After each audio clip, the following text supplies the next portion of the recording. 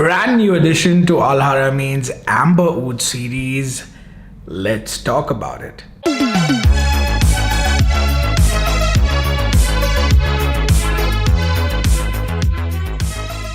Hello, my name is Nixon Dias and you are watching Smelly Cat, the absolute best place on YouTube for fragrance reviews, hidden gems, Middle Eastern, Arabian fragrances, budget alternatives, and so much more. Remember, I'm a reviewer, not an influencer. Almost every fragrance, 99.9999% of the fragrances that you see on my channels are the ones that I've bought with my own hard-earned money, like this one here. I'm not part of the free bottles brigade. There are no affiliate links in my description. You won't get any promo codes from me because I don't receive them either.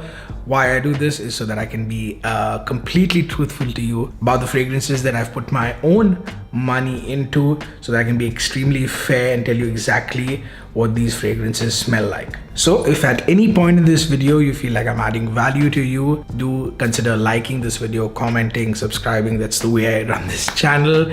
Everything is funded by me.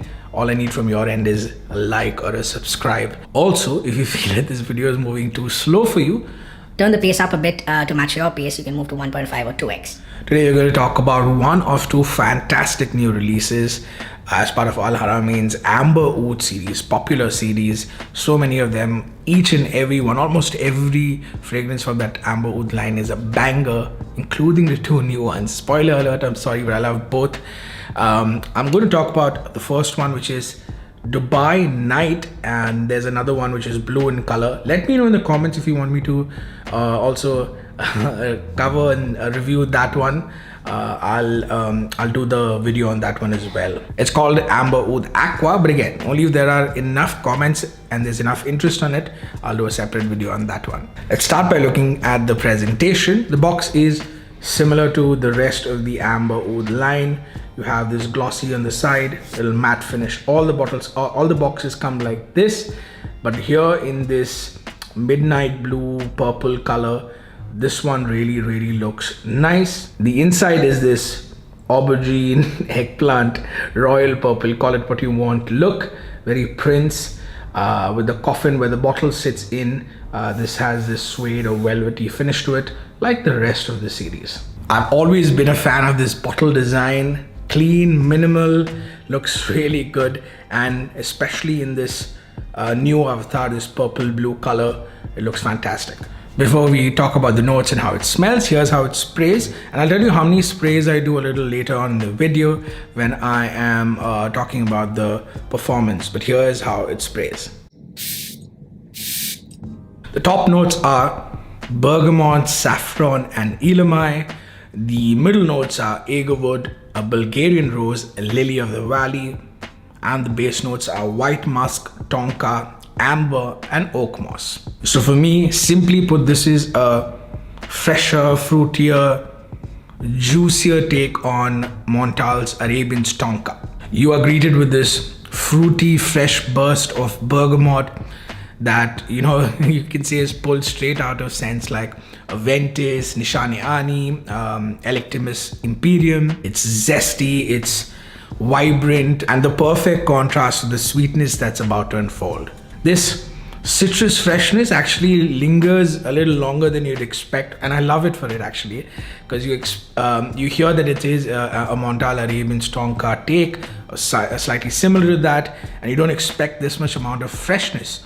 But what they've done is they've put a punchy amount of that bergamot and very good quality bergamot oil.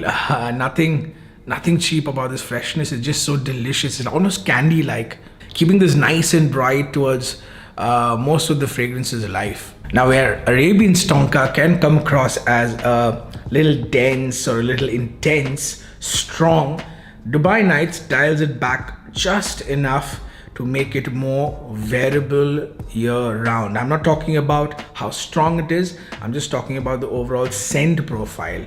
The scent profile is a little lighter, especially with the freshness on top, making it perfect, more versatile, perfect to wear all year round, without sacrificing on the performance of the scent. It's not as loud, I'll be honest, but it still holds its own.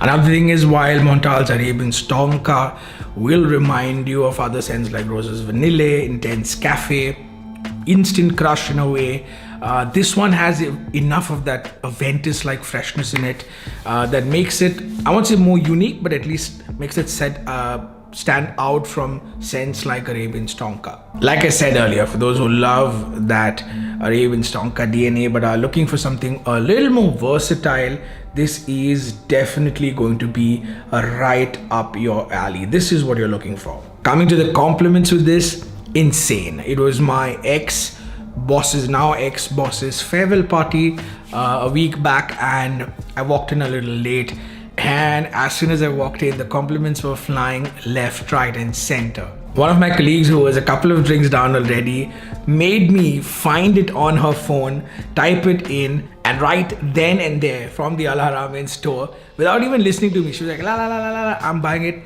Right then and there on the Haramain store, she went ahead and she bought this for herself. I would say that, she could probably get it for like 10 or 20 dirhams cheaper somewhere else, but she wasn't ready to listen. She loved it so much that she picked it up. I'm not sure whether for herself or someone she knows, but she just loved the scent so much, and she kept literally grabbing my hand and then sniffing my arm all through that evening. So yeah, unisex, gets compliments, and yes, definitely gets noticed.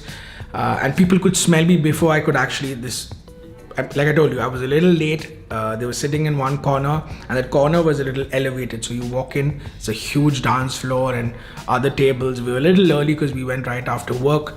I was a little late, but the place was almost empty. Music wasn't loud. It was just me and a few of my colleagues.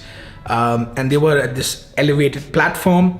And I walked in, and they could smell me like my ex-boss's boss now, who's my boss directly now, because we don't have anyone to bridge the gap between us. We're still looking for a replacement for my boss.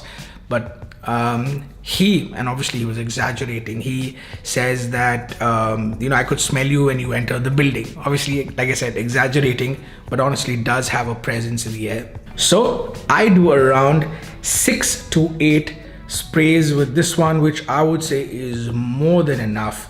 Longevity is 8+ hours on this easily.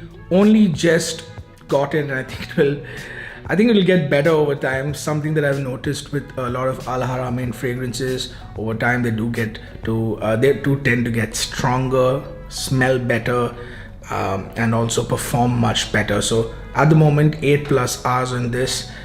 Sillage is heavy sillage. Projection is about 3 to 4 feet around you, and I would say best in the first 2 hours. Overall, absolutely stunning release from Al Haramain. It's got the best things of Aventus and the best bits of Arabian Tonka put together. Just I don't know how they've done it beautifully. I wouldn't want to say well blended, just beautifully made. Again, from start to end, there's nothing cheap about it. It's not harsh, not in your face. It's super smooth, and it does smell of high quality, does smell expensive. Honestly, cannot wait to review the other one for you as well. But I just want to know if I have enough interest. If you're not interested, I'd stay away from it. I'll enjoy the scent on my own. That I would say is a take on LV Imagination. It's called Amber Oud Aqua Dubai, if I'm not mistaken, or Dubai Aqua, something like that. Nice electric blue bottle. Let me know again in the comments if you're interested in that one. Just say Aqua Dubai or the other one or the blue one, and I will review that for you. Alright, end of the video. Like, share, subscribe. Really means a lot to me. And until next time, keep smelling amazing.